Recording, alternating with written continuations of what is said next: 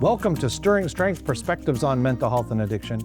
I'm your host, Dean Anderson, and on today's show, I have a friend of mine, and that friend is Robert Pate. Hi, Robert. Hey, how you doing? I'm wonderful. Awesome. I'm wonderful.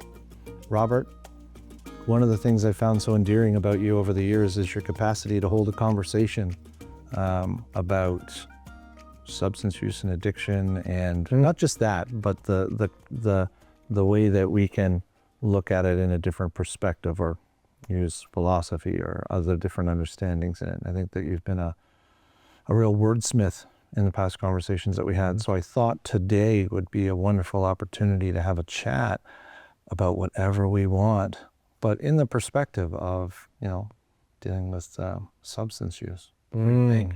I love some substance abuse and use. Yeah, years of practice. Yeah, brings up those days. Right. Yeah. So, yeah, we've had many talks about this, right? I think you were actually at my first year AA 1 year medallion party, right? You spoke there. I think that's going back, what's that, almost 8 years now? 7 years at least. Something, yeah. Yeah, so we've known each other quite a bit. Talked many times, but yeah, you know what? When I go to AA meetings and I say I'm a grateful alcoholic, I get these people looking at me like I have four heads. Like, how dare he be grateful for going through this mess that I'm going through? I'm like, you know what? You're not there yet. Yeah. Because had I not been an alcoholic, had I not gone through this journey, I simply would not be the person I am today. And do I like myself today? Absolutely. I love myself compared to what I used to feel about myself, right? So am I grateful it all happened? Absolutely. Yeah. Every single decision, good or bad, I've ever made has brought me to this point, sitting in front of Dean Anderson on this show, right? Tapping my fingers on his table. Everything has brought me to this point in time. Yeah. So do I feel bad about that? Absolutely not. So I am a grateful alcoholic, recovering alcoholic. Yeah. Did you ever struggle with that before? Did you struggle with seeing other, because I know in certain peer support groups there are other people that say that. And I know we get to the place of being able to say, I am grateful about what I've been through.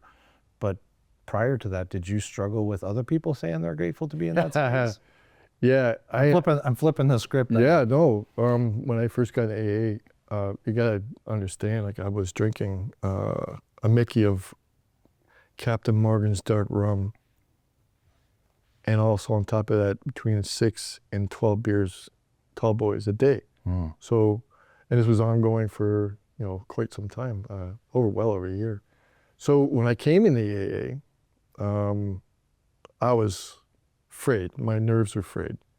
Absolutely couldn't even drive, even though I had my license. Thank God, I shouldn't have had my license at the time, but yeah, I still had my license, and I couldn't drive. My mom would take me to meetings, and my sponsor would take me to meetings for the first few weeks before I could actually gather enough wherewithal within my body to get there. So yeah, going back to your question, yep.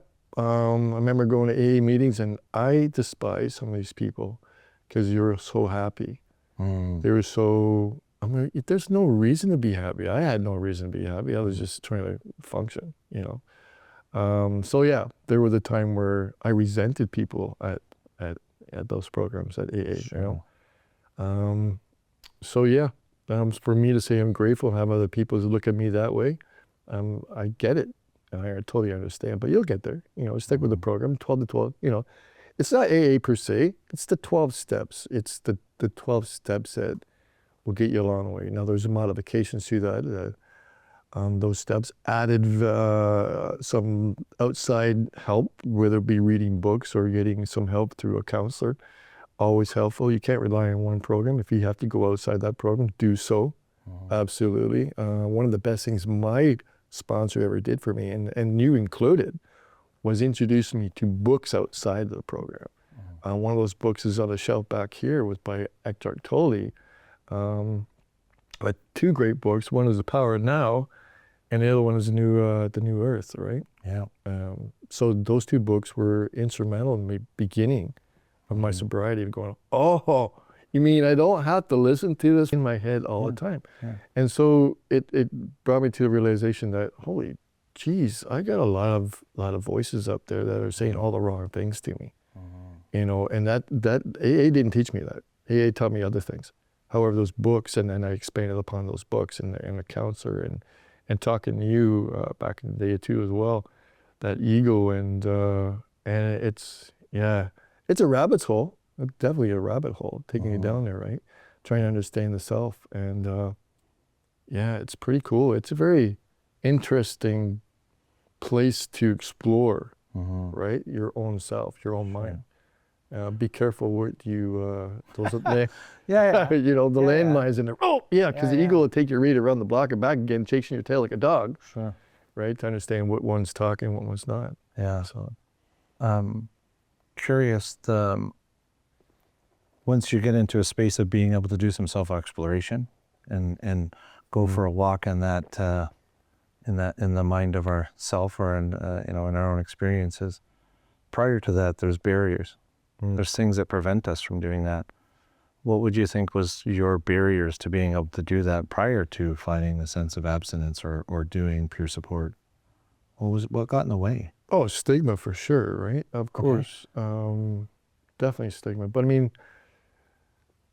I had to be clear-minded. I had to have the drug of my choice taken out of the equation before I even begin to explore what was going on in my head. You can't do it. You can't say, I know people who go, yeah, I quit drinking, but I just smoke a little bit of weed here and there. And there's no way possible for me, in my experience, so I've tried it, can I have a clear functioning mind with any kind of substance making, screwing that up. So the barriers that were keeping me from advancing in this mindful exploration would be stigma, you know, even getting over your own self, getting past your own self, saying this is, I used to get queasy looking at myself, like getting queasy, uncomfortable, taking a look at and that's going back to what a friend of mine talks about was vulnerability. Being vulnerable with yourself and accepting those thoughts that, yeah, they are what they are. It doesn't define who I am. Sure. Right? So, yeah, the barriers, it takes a good counselor, someone who understands. And I'll tell you a story. Before I even got into AA, years before that, I actually went to an addiction counselor. And one of my first questions to her, this person who had some great credits to her name, accreditations, was, oh, what addiction did you have? And she said, oh, I haven't had an addiction.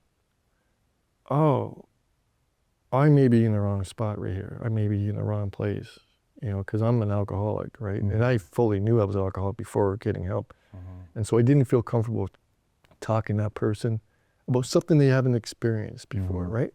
So if you're going to go get extra help through for your addiction, I highly recommend going to someone who knows what they're talking about, you know, who's been through the block, been around the block, who's been through the same thing you've been, because how can you talk about that?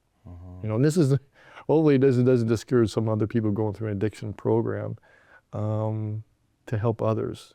But it just, for me, that personal experience, I needed somebody to know what I went through or who was going through, you know? Yeah. So that value of that, I'm hearing a bunch of things. Vulnerability with self.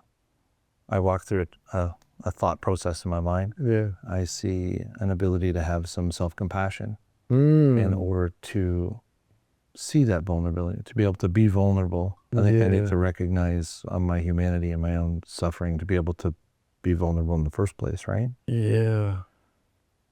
And as we walk down this path of lived experience professional, is it fair to say that you can assume that a person who has lived experience is going to understand your need for compassion, understand your suffering? Oh, yeah, absolutely. Yeah. You know, as I was just talking about suffering earlier, you know, without suffering, we cannot, as a human species, let me put it this way. Let's say you had the perfect life. You're born in the perfect family, born in the perfect life. You've never had to struggle for money. You've never had to struggle for good parents because you always have them. You never had addiction, never had nothing, right? The perfect life. where do you get your joy from? Mm-hmm. If you've always had joy, how do you know what joy is? Mm-hmm. Right? So when you've suffered and hit bottom and felt all the pain, Mm-hmm. right? You've been to hell, Mm-hmm. right? So now when you're up here, you can appreciate joy now. You appreciate it. Because if you've always felt joy, how can you appreciate joy if you've never felt anything different? Sure. Now this goes to another thing that I've read is that we are spiritual beings who came from above in fourth dimension, fifth dimension, let's call it, right? That we come down here to experience what it's like to be human. Because you're not actually a human being. You're actually a spiritual being having a human experience in this meat sack we call human bodies, right? So having said that, the theory goes, or the idea goes, that we've come down here to have that experience of being human so we can feel the pain, the suffering, the joys, the trials and tribulations of being a human, right? So when you look at it in the big picture, you know, alcoholism, drug addiction, those sufferings, right? Perhaps this is just one of the ways of the world, of the universe. One of the ways that I find it humorous in my mind when I hear that, and it's not to minimize what you're saying, because I think there's certainly a lot to the spiritual experience, and I don't think we have time to get into it today. Because it's a deep We subject, could go down that rabbit hole Yeah. for hours. Yeah.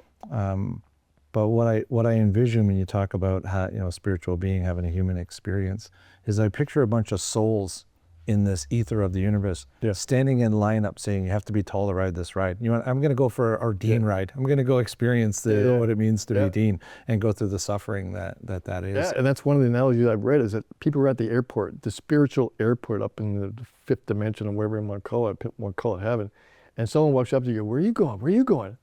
Right? And you're going, I'm going to Earth. Oh no, you're going to Earth? Oh my God! I heard it's like the deepest, darkest place you can go, man. It's like 3D. Yeah. It's heavy. Yeah. Oh man, when you come back, you're gonna have some great stories to tell. For sure. Right? Where are you going? Oh, I'm just going to go to Venus. Okay, whatever. Yeah, right? wherever this stops. You're going to Earth though? Cool. You're like badass, man. Only the badass best go to Earth. Yeah. Right. Before we get off onto there, like it's so easy. It's so easy. Right? You had said something earlier about the contrast of joy. How do I know what sadness is if I don't have joy? One of the analogies I like to give people is imagine if everything tastes like chocolate cake, right? How would you know that chocolate cake was good if everything tasted like chocolate cake? So it needs to be a contrast. I think that's important. Yeah. One of the curiosities I have is I also see that when we have a certain level of suffering, there's also a part where people with addiction, myself included, actually struggled quite a bit with trying to find happiness and joy. Like happiness and joy was scary. Like that was intimidated. Have you ever experienced that? Sober. Sober. Even intoxicated. Yeah. It was still a numbed sense of joy. Yeah. Like it was like joy, but it was the absence of suffering because of the numbing, not necessarily joy. So they're kind of mixed together, or we have psychedelics or whatever. But the point being is that this is the sobriety, that sense of joy sometimes is also equally as scary, and I don't think people realize that. I've given this some thought, so you're going to get my amateur version of this because I've given it some thought, but I haven't really went deep in this. But I want your subjective opinion, though. I don't want you to go deep into it. I want you to be like, on the surface. What does that look like? The first word that came to my mind was dopamine. Okay. Serotonin. Yeah. All those things, right? Yeah. There was serotonin, dopamine, and the other one. Oxytocin. Yeah. Now, if you read up on those and look down the list, and those are the things that we must address, because coming off addiction, I firmly believe we are depleted of the ability to produce our own dopamine and serotonin as well as we did if we didn't have that addiction, right? And I especially believe that the hardcore drug users even have a more difficult time with that than actually alcoholics. Now, I may be wrong.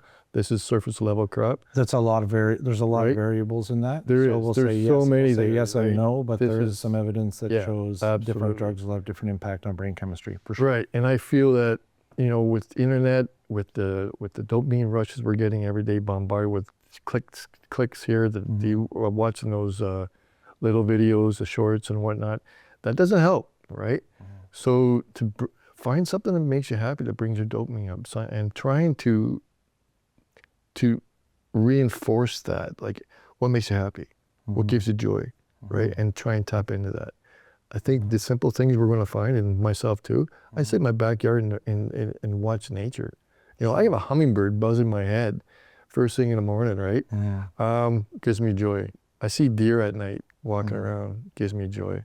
So we get there. Right. We get there. We do. We get there. Yeah. But you got to allow yourself to have those joys, right? You got to give yourself permission. So permission. Permission. Okay. Yeah. Because I see it where people are like, okay, well, one of the criteria for substance use is not finding joy in things that I would normally find joy in. Yeah. Because it's part of the addiction. Like I don't find joy in hummingbirds. Like when I was in active addiction, I would have right? buzzed around my head, probably would have swatted the thing, right? Yeah. So there's certainly a different aspect, and that contrast of happiness, I think, is convoluted a bit. So harder to find. In your early days, I'm sure it wasn't as easy as just sitting and watching a hummingbird. No. So now that you see in hindsight, looking back, that you're working on changing brain chemistry, you're working on that, what did you do in early days to find that? Early sobriety? Yeah. Physical exercise. Okay. Absolutely, man. I couldn't, when I did relapse, one of the things I did was I busted my ass outside in the heat, doing work around the yard, landscaping, just sweating it out. And in retrospect, and didn't do this on purpose to bring about a change, but in retrospect, I find that physical exercise really added a different element to my sobriety. Sure. In fact, it helped it progress a lot more, both with my mental health and physical health, because I'm a firm believer, and this is written over and over again, exert the body in a physical way, that helps the mind become a healthier entity on its own, right? Yeah. The two exist on their own. Now, the mind, body, soul. I mean, this has been esoteric knowledge for thousands of years. Why? Because it works, right? Work out the mind, the body, and the soul. Right. You know, the soul, pray, meditate, do what you got to do to connect to a higher being, higher power. Physical, body, do the exercise, work that thing, right? Because if you don't use it, you lose it. And the same with your mind, right? All three have to be in play. Now, I've experienced this. I don't just talk out of my ass. I'm talking about full experience. If I leave one of these three out, I feel that something's missing. Yeah. Right? Yeah. So I think it's super important. I think that balance is also important, because sometimes people overcompensate by just saying, I'm just going to go to the gym, but I'm not doing the other things. So that's the caveat for the viewer, to say, hey, you know what? Make sure we're balancing that all in a bigger way. yeah, absolutely. Here's what I want to explore, if you're comfortable. Sure. You said I relapsed. I understand that there was a bout of sobriety prior to the relapse, then a relapse, then a change of thinking and a change of being. Yeah. What was going on? What do you contribute to being back to relapse again? What's different? Yeah. And I know that's a big question in the time that we have. So as, you know, storytelling can go. Yeah, so it was, I would say, the best thing that's happened to me in my sobriety years was to relapse. And I don't want you to go out, you know, to everybody who's sober, you know, don't go out and relapse just to experience this, because just don't do it. Well, we don't know where it's going to go. So exactly. It is a game of roulette. It is to say roulette. So we're saying don't do that because you're spinning the wheel. You don't know what's going to land. Yeah. Robert spun the wheel and he landed on a prize, but that's not the case for everybody. Most of us don't come back. Correct. So we just want to be cautious of that. However, the experience came up. You very lucky to come back. Now, going into almost 5 years sobriety, I had a little bit of an arrogance and an ego when it came to my sobriety. And this is why I don't count the days anymore. As I counted the days and the years and what I boosted myself up in AA as a recovering alcoholic. Look at me, I got more years than you. I got more. If you had 13 years, I held you up in a certain pedestal. If you had 2 weeks, I'm like, you know, you're just, you know, just a little baby. But I had to become I became egoic with that, that prize of how many more days I got, how many more years I got than you. Right? Yeah. And I think that's, it's a culture thing within AA. Maybe I invented it in my own mind, I'm not sure, but counting the days, it's not for me. Okay, so when I did relapse, why did I relapse? I can tell months before I had that situation of drinking again, it was always playing in my mind about, hey, you know what? It's been 4 years, maybe you're not alcoholic anymore. Maybe you can have that one drink. And then that's the ego, the baffling part of the ego trying to entice you to get back in it. You've let your guard down. So you opened the door. You opened the door Oh. to it in the most subtle of ways. Absolutely. Was I alcoholic anymore? Could I have one drink? And in fact, I tricked myself into having a glass of, a shot of wine.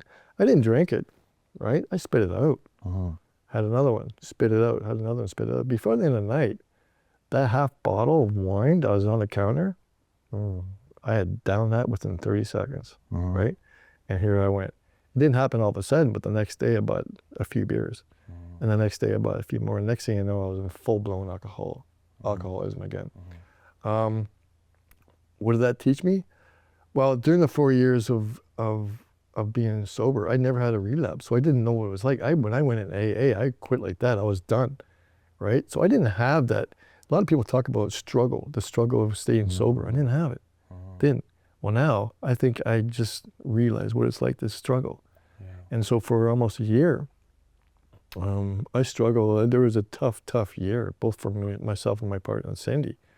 What I put her through. But in retrospect, now I know, what it really takes to stay sober. And it's hard to put in words, but it almost gathered a wisdom from going into a relapse.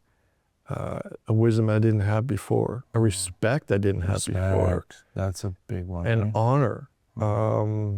Mostly respect of the alcohol, right? I didn't have it before. I was like, hey, 4 years, blah, blah, blah. Now I had a respect for the disease, right? Because I struggled my ass off to get sober again. And for that year, when I did, I was like, whoa, Sure. And I just stepped into the abyss, and I almost never came back, right? Had it not been for Cindy and my partner, I don't know. I don't know if I would have come back, So it was an experiment that I don't really, wouldn't want to try again. This is a controversial topic when worded inappropriately, Right. and I hear it often, is the idea people say, well, relapse is part of recovery. And the word, the tail end is part of recovery. The knowledge of relapse is part of recovery, but relapse is part of addiction. So in its definition there's an idea that it's a behavior that's difficult to control and or stop, and therefore not controlling or stopping then proves its existence. When you have an experience where you go, I know that there's an impulse controller, what happens when I use it, but then when I stop, I just stop, and I go a few years without, then I go, okay, well, I didn't have the experience of the uncontrollable, real hard pull, so then there's an uncertainty. So what I'm hearing is you went and you challenged the universe in that space, and the universe showed you how powerful it actually was. I poked the bear. Then you're like, whoa. And then you're like, wow, okay, this is way more powerful than I originally thought. Yeah. And that's why they say that relapse is part of recovery. And I don't think it's the recovery part. I think it's part of addiction. Relapse is part of the understanding of it. And when an individual has gone through that ringer of suffering and struggle, then the value of their abstinence, if that's what it is, or their well-being or the relationship with themselves goes up. And then it's like, okay, this is, I'm, like we started the conversation. Yeah. I'm a grateful alcoholic. Yeah, that's what it was. Yeah. Absolutely. Yeah. It's a bear you don't want to poke. I mean, because it may let you go. And it did for me. It let me go. But some people, that bear is going to hold you down and not let you up. And you're going to find yourself 6 feet under. Right. Because of your disease, and you're going to lose everything, and you're going to be back where you were. But that bear had you pinned for a year, though. Yeah. Okay, that's year's not a little time. No, it's not. But, like I said, every decision I ever made, every experience I ever had has got me to this point right now. So I'm grateful for that 1 year. I am grateful, because it taught me, don't take it for granted. It's a powerful and baffling disease, right? And I didn't want to be an alcoholic and full addiction for a year. I didn't choose that. I tried to get out, the third day. After that first drink, drinking that bottle of wine that night, I wanted out in the morning when I woke up with a hangover. I wanted out then. Right? But it kept on pulling me back. That voice said, oh no, you know what? We can have one more. We'll just have 3 more. Right? We'll try this again tomorrow. Right. Procrastination comes in, right? Bargaining comes in. All we'll do is tomorrow. Okay, I'll have 6. What the hell? So the procrastination, to what end? Exactly. To your death. Had I kept on listening to that voice and saying, okay, tomorrow. We'll do it tomorrow. We'll start tomorrow. Right. We'll go for rehab tomorrow. Right. Had I kept on listening to that voice, we'd not be having this conversation right now. Yeah. Right? Certainly I'd be dead by now. Yeah. Right? A big part of my procrastination has always been the idea of avoiding the outcome that I believe is inevitable anyway.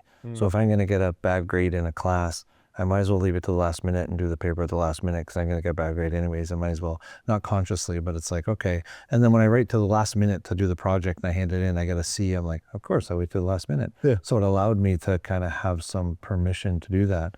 In the sense of addiction, for me, the procrastination was like, I'll just put it up to tomorrow because I know I'm probably not going to get it anyway, or I'm not going to be able to do a good job at it, or it's going to be scary. So I'm just we'll just leave this one more day. Yeah, in the alcohol too, I just said, well, F it is your favorite word or phrase. Is like, I'll do it tomorrow. I'm just going to buy 6 now. F it. And then worry about that later. So you worry about everything later. Everything later. Right now is the moment. I'm just going to get drunk and F it. Right? Here is the irony of it. What I find to be the irony of it is we're trying to get into a place now. We talked a little bit, being present and being in a space of being okay with who I am and being, in the moment, kind of my relationship with myself. And at the same time, alcoholism is me just trying to figure out how to be in the moment via alcohol. Because I will sacrifice this moment for tomorrow's future. Right. But then in addiction recovery, you're saying that I do the same thing. Yeah, exactly, right? It's a paradox. In a different way. Different way. Yeah, absolutely. So as we're running out of time, there's a lot left. What is it that you're doing now that you're using to find some success or finding your recovery valuable? I've started reading these books on mindset. Basically, it's identity. What is the identity that our ego is based upon? How do you look at yourself now, right? What is your image of yourself, right? And I've been addressing this for the last for some time now, but these books I've been reading have really addressed the identity factor. And what is it about your identity you dislike or like, right? And how do we use that to our advantage in the corporate world? So I want to move up in the corporate world. I won't get into it now, but there's things I want to become in the corporate world. How do I become that? Well, some of the books I'm reading is all about mindset change, identity change. You're not stuck being the person you are. If you think you're gonna, when you grew up, your parents said, oh, she's clumsy or he's clumsy. And you take that identity with you into life and you're 40 years old and you meet someone new and you go, oh, by the way, I'm a klutz, right? You've been carrying that I'm a klutz for the last 40 years of your life, really? There's the old Henry Ford quote, whether you think you can or think you can't. You're right. Right? So we got to wrap things up. We could get into a whole conversation of this. So I appreciate you sharing your identity with us today, Robert, and your history and your substance use, and I appreciate that. So thank you for watching Stirring Strength, and we'll see you next time.